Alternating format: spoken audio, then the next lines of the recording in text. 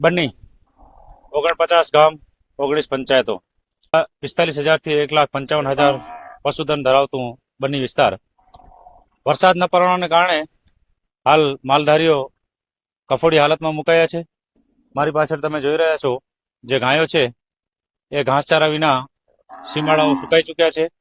પાણી અને ઘાસ વિના અહીંયાનું મામૂલું પશુધન મોતના મુખમાં ધકેલાઈ રહ્યું છે.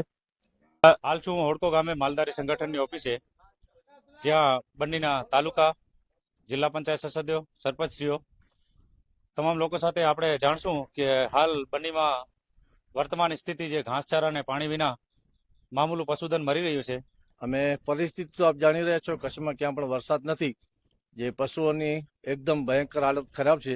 તો અમે એના માટે આ માલધારી સંગઠનના તમામ કારોબારી પ્રમુખશ્રી છે અને સરપંચ, તમામ 19 ગ્રામ પંચાયતમાં સરપંચ છે, એ માટે જ ભેગા થયા છીએ કે ઘાસ વિશે અમે ચર્ચા કરીએ. ધારાસભ્ય શ્રી ભુજે માંગણી કરેલ છે, પણ એમાં તાત્કાલિક અમલવારી થાય.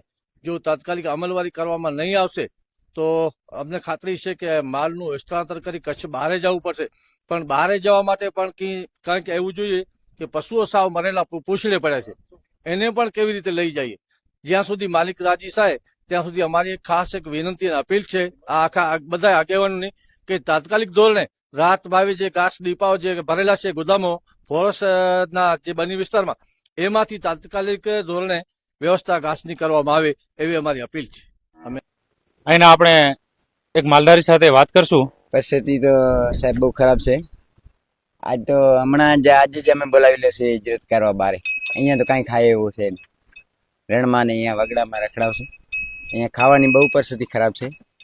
તો હવે કાંઈક જો સેવા થઈ શકે તો કરો કાંઈક મદદ, નહીં તો અમારી તો પરિસ્થિતિ બહુ ખરાબ છે. કઈ તો આ માલધારી ભાઈએ જણાવ્યું કે અત્યારે હાલ વરસાદ ન પડવાને કારણે ઘાસચારા સીમાડા સુકાઈ ગયા છે, જેના લીધે ના છૂટકે હવે આ ગામોમાંથી હિજરત કરવાની જરૂર પડી છે.